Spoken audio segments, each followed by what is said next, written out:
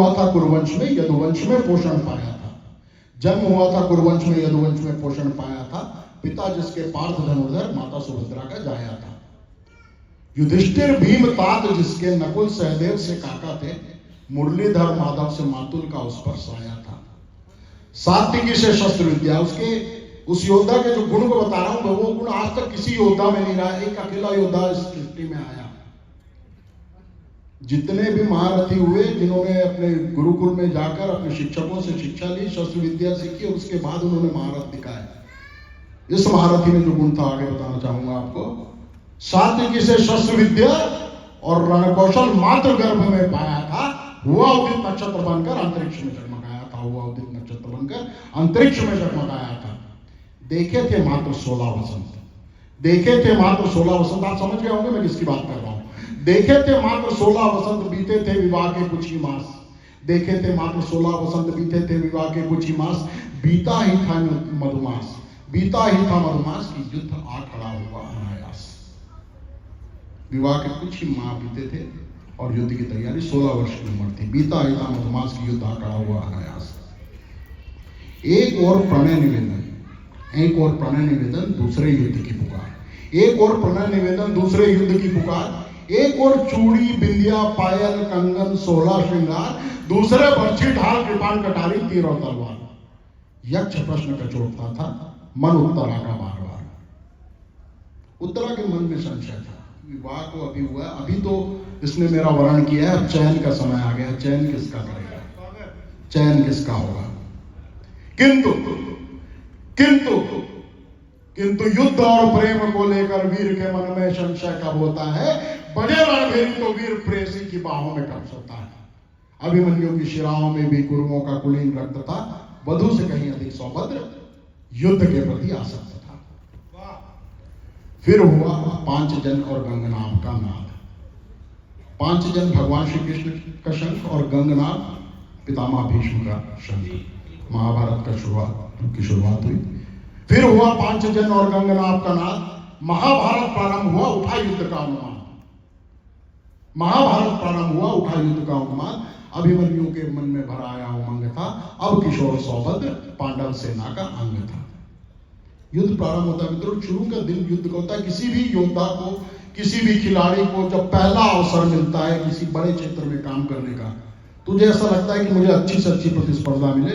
और अभिमन्यु को जो पहला अवसर मिला महाभारत के युद्ध के शुरू के दिनों में, पितामह भीष्म जो अजय थे, पितामह भीष्म जो अमर थे, पितामह भीष्म जिनके पास इच्छा मृत्यु का वरदान था, पितामह भीष्म जिसके सामने सृष्टि का कोई भी योद्धा टिक नहीं सकता था, ऐसा युद्ध किया भीष्म पितामह ने कि पांडव सेना जो है वो छिन्न भिन्न हो गई थी। और सबको डर था कि युद्ध आज के दिन यदि चल गया, आज के दिन सूर्यास्त तक यदि पितामह इस तरह लड़ते रहे तो शायद अगले दिन का सूर्य पांडव नहीं देख पाएंगे, पांडव सेना नहीं देख पाएगी। ऐसी परिस्थिति में जब अर्जुन, नकुल, सहदेव, युधिष्ठिर, भीम, धृष्टद्युम्न कोई भी भीष्म पितामह को नहीं रोक पा रहे थे, तब वो दायित्व दिया गया 16 वर्ष के किशोर अभिमन्यु को। भीष्म के बाणों से रणभूमि आच्छादित थी। 4 लाइनें इनकी कविता भीष्म पे मैंने पढ़ी है। 4 लाइनें मात्र भीष्म पितामह की। क्या उनका व्यक्तित्व क्या था, क्या कैसे वो योद्धा थे। भीष्म के बाणों से रणभूमि आच्छादित थी, उनके रथ के पहियों से पूरी धरा कंपित थी। स्वयं काल भी विचलित था शवों के अंबार से, नर उन्नों के शैल से और शोणित सरिता की धार से। अरे भीष्म ने कुरुक्षेत्र में खलबली मचाई थी। अरे भीष्म ने कुरुक्षेत्र में खलबली मचाई थी। गंगा पुत्र के प्रहार से पांडवों में हताशा छाई थी। तब वह के अंतिम पड़ाव से 160 साल के भीष्म पितामह, तब वह के अंतिम पड़ाव से तरुणाई टकराई थी। अभिमन्यु ने भीष्म की आंखों से आंख मिलाई थी। हुए चकित। एक 16 साल का लड़का अजय भीष्म के सामने जाके खड़े हो जाता है मित्रों, और देखिए उसका आत्मविश्वास देखिए, उसका कौशल देखिए। हुए चकित भीष्म देख किशोर का कौशल और दृढ़ निश्चय। हुए चकित भीष्म देख किशोर का कौशल और दृढ़ निश्चय। रोक सके ना स्वयं को, होश अचंकित मांगा तरुण का परिचय। परिचय देने का अंदाज देखिए। अभिमन्यु इस देश की तरुणाई का प्रतीक है। ये मेरे जवान जो बैठे हैं बीएसएफ के, ये जो युवा पीढ़ी है, इसका प्रतीक है अभिमन्यु। उसका परिचय देने का अंदाज देखिए। हुए चकित भीष्म देख तरुण का किशोर का कौशल और दृढ़ निश्चय, रोक सके न स्वयं को, होश चकित मांगा तरुण का परिचय, बोला अभिमन्यु। भीष्म पितामह के सामने खड़े होकर अपना परिचय दे रहा है। बोला अभिमन्यु, वीर का परिचय उसके शस्त्र और पुरुषार्थ, वीर का परिचय उसके शस्त्र और पुरुषार्थ। फिर भी जानिए मैं कुरुवंशी, पौत्र पांडु का पिता मेरे पार्थ। ये आत्मविश्वास भीष्म पितामह के सामने है। फिर चौथी पीढ़ी ने किया डटकर भीष्म से संग्राम। अभिमन्यु ही था जिसने एक पैर उनको लिया था, अभिमन्यु ही था जिसने एक पैर उनको लिया था। युद्ध आगे बढ़ता मित्रों तय था। लोग कहते हैं कि महाभारत पांडव और कौरव सेना के बीच में हुआ, लेकिन जहां तक कि मैं समझता हूं पूरा महाभारत का युद्ध सिर्फ दो लोगों के बीच हुआ था, वो थे शकुनी और कृष्ण। क्योंकि बुद्धि तो जो थी वो सिर्फ थी, बाकी तो सब अस्त्र शस्त्र चलाने वाली कठपुतलियां थी। जो बुद्धि थी एक तरफ कुटिल शकुनी था और एक तरफ योगेश्वर कृष्ण थे। कृष्ण और उसके बीच का युद्ध था। भगवान कृष्ण ने सब कुछ तय करके रखा था कि कब कब क्या क्या होना है। भीष्म पितामह की विदाई का इंतजाम भगवान कृष्ण ने कर दिया और इस तरह से आगे बढ़ता है युद्ध। पार्थ के प्रहार से आहत भीष्म शरशय्या पर गए लेट, पार्थ के प्रहार से आहत भीष्म शरशय्या पर गए लेट, हुई प्रमुदित पांडव सेना भय मुक्ति के आभास से, हुई प्रमुदित पांडव सेना भय मुक्ति के आभास से। किंतु हर्ष शोक से परे पार्थ सारथी हो गए सचेत, अनिष्ट और नीतियों के विसर्जन के एहसास से। कृष्ण जानते थे कि जब तक पितामह गंगा पुत्र वहां पर है उस सेना में, तभी तक वहां नीतियां सुरक्षित हैं।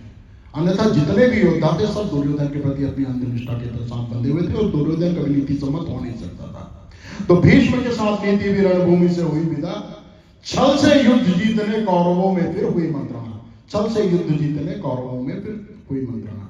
उपाय ना था कोई पार्थ और केशव के कौशल का, उपाय ना था कोई पार्थ और केशव के कौशल का, कुरुओं को तो अब केवल सहारा था कपट का और छल का। फिर तय हुआ कौरव बिना लड़े विजय पाएंगे, फिर तय हुआ कौरव बिना लड़े विजय पाएंगे। पार्थ को पृथक कर गुरुद्रोण चक्रव्यूह रचाएंगे, मुख्य द्वार पर जयद्रथ नियुक्त हो जाएंगे, निर्णय करने युद्ध का धर्मराज को बंदी बनाएंगे। यदि आपने राजा को बंदी बना लिया तो युद्ध अपने आप समाप्त हो जाता है, सेना लड़ेगी नहीं। तो ये उनकी नीति बनी थी कि लड़के तो इनसे जीत नहीं सकते, तो इस तरह छल से जीता जाए। द्रोण ने पार्थ को रण क्षेत्र से कर परे चक्रव्यूह रचाया, युधिष्ठिर भीम नकुल सहदेव कोई न जिसको भेद पाया। अपना ही अभ्यावेदन ले तब अभिमन्यु आगे आया, तात चक्रव्यूह भेदने का मर्म मातृ गर्भ में मैंने पाया। चक्रव्यूह का द्वार भेद प्रवेश में सहज कर जाऊंगा, निकास का किंतु ज्ञान नहीं, वापस ना लौट पाऊंगा। अंदर जाना जानता था। उसकी माता के गर्भ में अभिमन्यु ने जो कहा सुनी थी तो उनको इतना ही मालूम था। जब उसकी माँ, जब अर्जुन बता रहे थे उनकी माँ को नींद आ गई और द्वार भेदना वो सीख नहीं पाए, वापस लौटना नहीं सीख पाए थे। कुछ ठहर बोले धर्मराज, कुछ ठहर बोले धर्मराज, पुत्र तुम भीतर करो प्रवेश, अनुगामी होंगे तुम्हारे सैन्य बल सहित पांडव शेष, अनुगामी होंगे तुम्हारे सैन्य बल सहित पांडव शेष। धूमकेतु अभिमन्यु चक्रव्यूह में कर गया प्रवेश, तूफानों सी गति उसकी चक्रवात सा वेग और आवेश। थे पीछे पांडव किंतु मार्ग में उनके अड़ा जयद्रथ था, पांडवों को जीतने पूरा हुआ उसका मनोरथ था। एक वरदान मांगा था जयद्रथ ने कि एक दिन में पांडवों के ऊपर आगे होगा महादेव से, और वो वरदान उस दिन का आया। पूरे मनोयोग से फिर भेदते द्वार दर द्वार चक्रव्यूह, पूरे मनोयोग से फिर भेदते द्वार दर द्वार चक्रव्यूह, प्रबल वेग से आगे बढ़ाए काकी वीर अभिमन्यु, हर चक्र द्रोण का सूखे पत्तों साइयों चितराया था, श्वान समूह में जो भूखा सिंह घुसाया था, श्वान समूह में जो भूखा सिंह घुसाया था। कुरुक्षेत्र में किशोर का गगनभेदी सिंह नाद उठा, कुरुक्षेत्र में किशोर का गगनभेदी सिंह नाद उठा, जाग उठी रक्ति पाशा भीषण रणोन्माद उठा, शोणित सरिता बाने अंतर मन से प्रमाद उठा, तरुण सौभद्र में मानो साक्ष।